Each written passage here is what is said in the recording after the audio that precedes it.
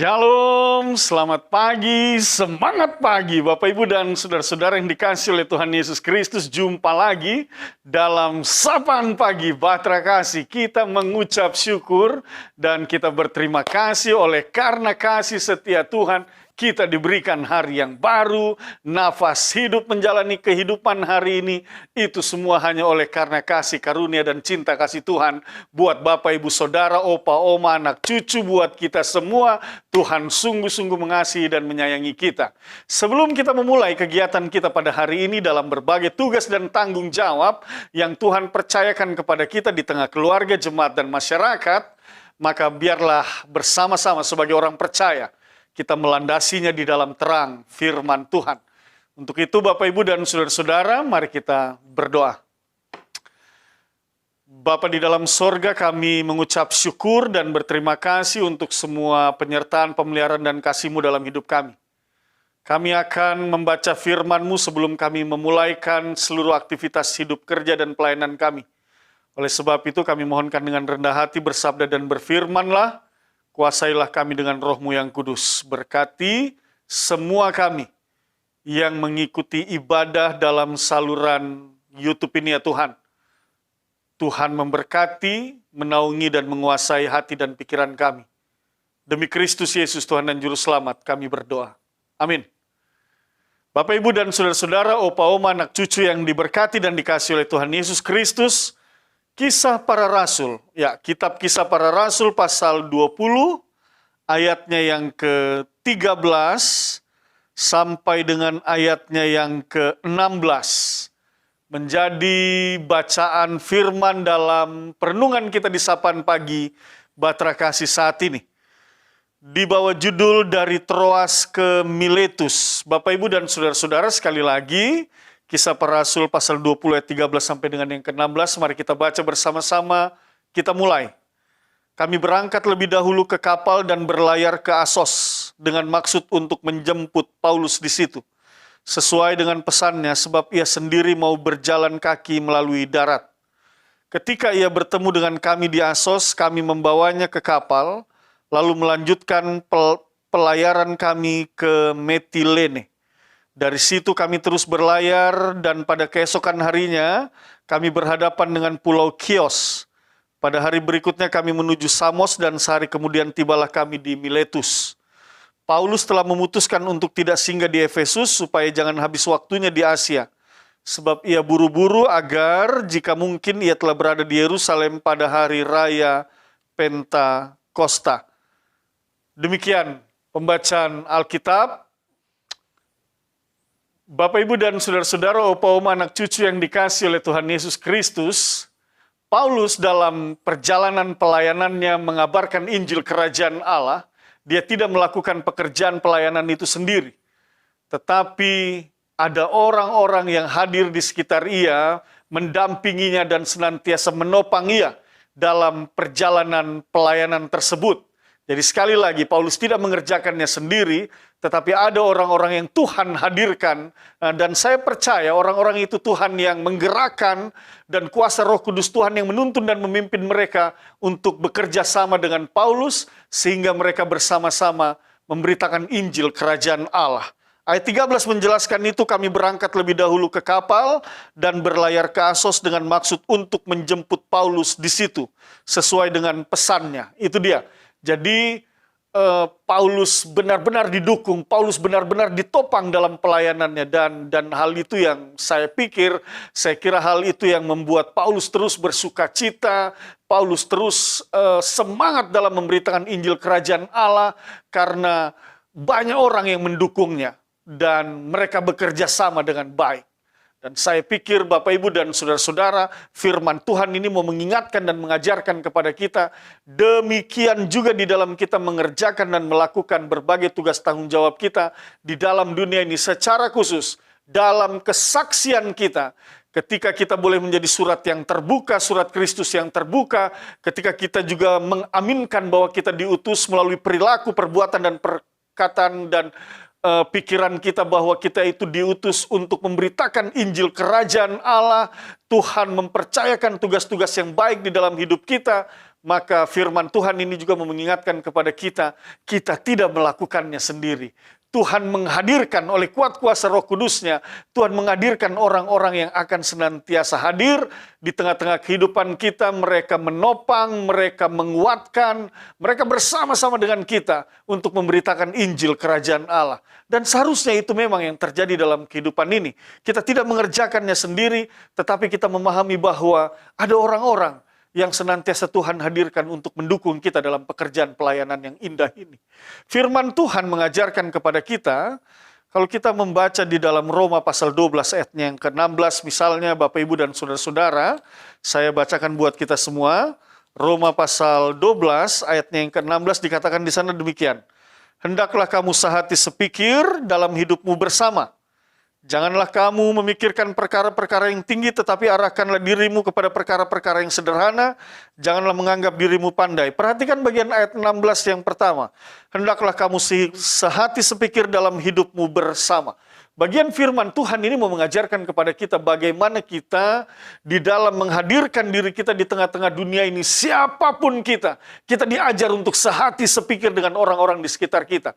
Terlebih lagi di dalam kita memberitakan Injil Kerajaan Allah sebagai anak-anak Tuhan, sebagai orang yang beriman, kita diajak untuk bekerja sama dengan orang-orang yang Tuhan hadirkan di dalam hidup kita. Lalu kemudian di sana kita diajar untuk sehati sepikir. Wah, ini sesuatu yang indah sekali. Sehingga di dalam kita bekerja melayani itu, maka bersinergilah satu dengan yang lainnya. Dan segala sesuatu pekerjaan, pelayanan yang dalam sumber daya yang ada itu saling bersinergi satu dengan yang lainnya. Pasti akan menghasilkan suatu pekerjaan, suatu pelayanan, suatu hasil karya yang indah. Dan itu semuanya sekali lagi kita mau persembahkan untuk kemuliaan nama Tuhan kita. Oleh sebab itu Bapak Ibu dan Saudara-saudara, apapun yang dipercayakan kepada engkau hari ini, tugas tanggung jawabmu dalam pekerjaanmu, apapun itu, di tengah keluarga, jemaat, bahkan di tengah masyarakat, ingatlah satu hal, bahwa ada orang-orang yang Tuhan hadirkan untuk mendukung dan menopangmu senantiasa. Dan tugasmu adalah bagaimana engkau mencoba untuk belajar dan berupaya bersinergi dengan orang-orang itu, saling mengerti, memahami satu dengan yang lainnya, lalu kemudian di dalamnya engkau sehati sepikir untuk melakukan tugas dan tanggung jawabmu. Itu yang pertama. Tetapi Bapak Ibu dan Saudara-saudara, hal yang diingatkan juga kepada kita, dalam Injil Matius pasal 18, dia katakan demikian. Ini penting juga untuk kita tahu bersama ya. Matius pasal 18, ayatnya yang ke-19, di sana dikatakan demikian, sampai dengan ayat yang ke-20. Dan lagi aku berkata kepadamu, jika dua orang daripadamu di dunia ini sepakat meminta apapun juga, permintaan mereka itu akan dikabulkan oleh Bapakku yang di sorga. Sebab di mana 2 atau 3 orang berkumpul dalam nama aku, di situ aku ada di tengah-tengah mereka. Bapak, Ibu, dan saudara-saudara, saya merenungkan bagian ayat ini mau mengatakan begini. Ternyata di dalam doa pun, selain kita dapat berdoa sendiri, secara pribadi kepada Allah Bapa di sorga, maka firman juga mengajarkan kepada kita bahwa di dalam doa pun sebenarnya kita dapat bekerja sama dengan orang lain. Nah, ini yang menarik Bapak Ibu dan Saudara-saudara. Karena firman Tuhan katakan, dan lagi aku berkata kepadamu, jika 2 orang daripadamu di dunia ini sepakat meminta apapun juga. Nah itu dia.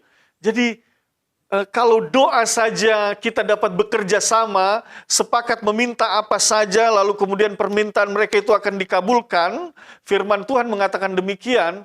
Demikian juga saya pikir dalam pekerjaan-pekerjaan yang lain, dalam pelayanan-pelayanan yang lain, jika kita sepakat sehati sepikir dalam mengerjakannya, maka pekerjaan itu juga akan membuahkan sesuatu yang penuh dengan sukacita, kebahagiaan, damai sejahtera, kesuksesan, dan keberhasilan. Nah itu dia.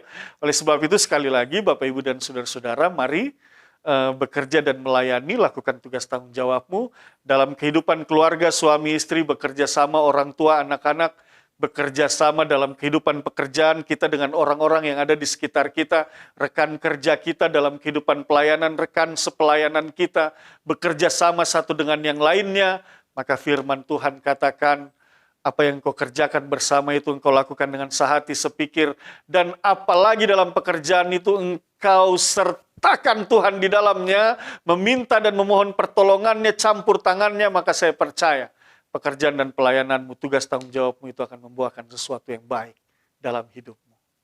Itu yang pertama. Yang kedua, dalam bacaan firman Tuhan pada saat ini, dalam kitab Kisah Para Rasul dikatakan demikian. Pada pasal 20 ayatnya yang ke-16. Paulus telah memutuskan untuk tidak singgah di Efesus supaya jangan habis waktunya di Asia. Sebab ia buru-buru agar jika mungkin ia telah berada di Yerusalem pada hari raya Pentakosta. Perhatikan kalimat yang mengatakan supaya jangan habis waktunya.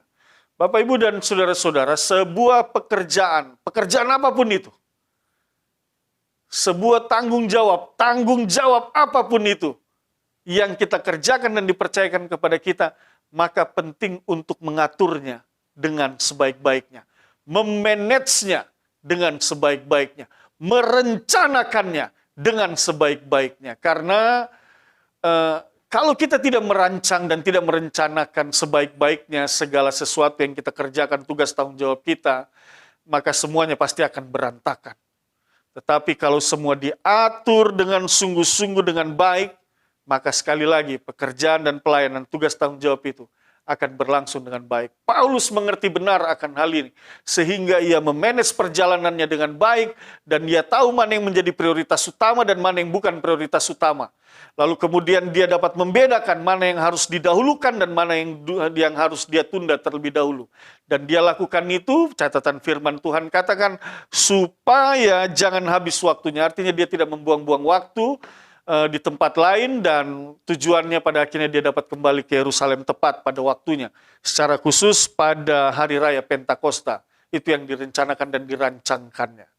Dan hal ini juga mau mengajarkan kepada kita, mari belajar untuk memanage segala tugas tanggung jawab kita. Mari belajar untuk menetapkan mana yang prioritas dan mana yang bukan prioritas, mana yang harus didahulukan dan mana yang harus ditunda. Karena segala sesuatu yang dikerjakan dalam rancangan yang baik, dengan rencana-rencana yang baik, dengan strategi-strategi yang baik, pasti akan membuahkan pekerjaan yang baik, dan kita tidak akan membuang-buang waktu, tetapi waktu kita benar-benar efisien, efektif, dan semuanya akan menghasilkan kesuksesan dan keberhasilan. Amsal pasal 21 ayat 5 dia mengatakan demikian. Mari kita lihat sama-sama. Saya ingin mengajak kita untuk melihat bagian firman Tuhan ini dalam Amsal pasal 21 ayatnya yang kelima. Firman Tuhan mengatakan demikian. Rancangan orang rajin semata-mata mendatangkan kelimpahan, tetapi setiap orang yang tergesa-gesa hanya akan mengalami kekurangan. Itu dia. Bapak, Ibu, dan saudara-saudara, firman Tuhan ini benar-benar dia mau mengajarkan kepada kita sesuatu yang luar biasa. Dan pagi hari ini dia katakan rancangan orang rajin mendatangkan kelimpahan. Itu yang saya katakan tadi, ketika kita merancangkan sebuah pekerjaan, ketika kita memanage waktunya dengan sebaik-baiknya, maka dia akan membuahkan kelimpahan, membuahkan sesuatu yang baik, membuahkan, menghasilkan kesuksesan dan keberhasilan. Berbeda sebaliknya juga ketika ada orang yang bekerja tanpa rencana, tanpa strategi, dan dia lakukan itu dengan tergesa-gesa, maka pada akhirnya pekerjaan itu tidak akan maksimal dan tidak akan menghasilkan sesuatu yang baik. Oleh sebab itu, Bapak, Ibu, dan saudara-saudara, firman Tuhan ini ingin mengingatkan kembali, ketika engkau bekerja, ketika engkau melayani hari ini, di kantor, dimanapun engkau berada, ingat firman Tuhan katakan, rancang dengan baik, manage dengan baik waktumu, agar engkau berkelimpahan, engkau memiliki hasil yang baik dalam pekerjaan dan pelayananmu. Jangan buang-buang waktumu untuk hal-hal yang tidak penting. Prioritaskan apa yang menjadi prioritas. Dahulukan apa yang semestinya didahulukan. Sehingga engkau dapat berkonsentrasi melakukan pekerjaan itu dan dia memiliki hasil yang maksimal. Bapak, Ibu, dan saudara-saudara, opa, oma, anak cucu yang diberkati dan dikasih oleh Tuhan Yesus Kristus, saya percaya firman Tuhan ini mau mengajarkan kita untuk membawa kita kepada hal-hal yang baik. Sehingga di dalam kita melakukan tugas tanggung jawab, semuanya itu boleh berlangsung dengan baik, tertata, rapi, sopan, dan teratur. Dan pada akhirnya sekali lagi, dalam pekerjaan itu kita akan melihat hasil yang baik, dan di atas semua itu jangan lupa satu hal. Ketika engkau sukses, ketika engkau berhasil, engkau mendapatkan hasil yang maksimal dalam pekerjaan dan pelayananmu, kembalikan itu semua untuk kemuliaan nama Tuhan.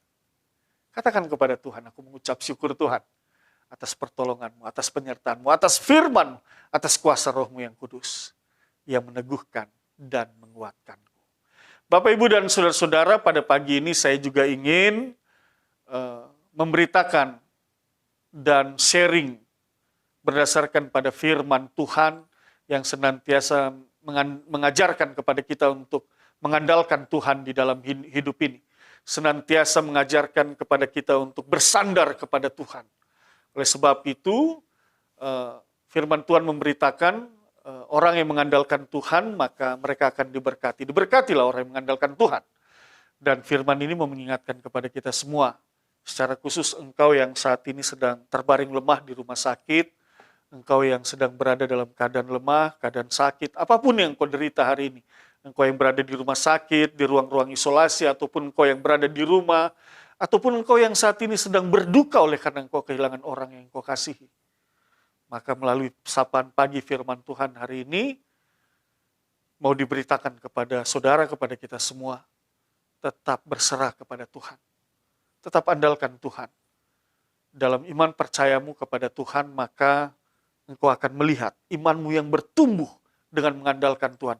Engkau akan melihat kuasa Tuhan dinyatakan dalam hidupmu. Dan kuasa itu lebih besar daripada segala sakit penyakit yang kau derita hari ini.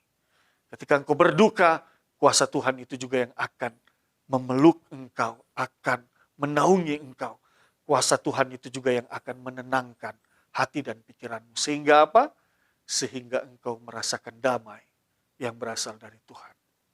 Bapak, Ibu, dan saudara-saudara, mari kita jalani hari ini dengan meyakini penyertaan Tuhan tidak akan pernah berakhir dalam hidup kita. Oleh sebab itu teruslah mengucap syukur. Kita berdoa. Bapa di dalam sorga, kami mengucap syukur dan berterima kasih atas firman-Mu. Teguhkanlah firman ini dalam hati dan pikiran kami. Pakailah kami untuk mengerjakan firman ini, dan biarlah di atas semua itu nama Tuhan ditinggikan dan dimuliakan. Berkati Bapak, Ibu, saudara-saudara, opa, oma, anak cucu, berkati mereka semua Tuhan. Jaga pelihara setiap mereka yang mengikuti ibadah pada saat ini. Bersama-sama dalam sapaan pagi ini, kami mau meninggikan dan memuliakan Tuhan. Tuhan jamah mereka yang sakit, Tuhan sembuhkan, Tuhan berikan jalan keluar mereka yang memiliki pergumulan, bahkan yang mereka yang berduka, Tuhan kuatkan dan damaikan hati mereka. Syukur kami kepadamu ya Allah, karena kami mempunyai Allah yang senantiasa peduli dan tidak pernah meninggalkan kami. Kami berdoa di dalam nama Tuhan Yesus Kristus, sambil kami mohon ampunkan dosa dan kesalahan kami. Amin. Selamat pagi, Tuhan berkati kita semua.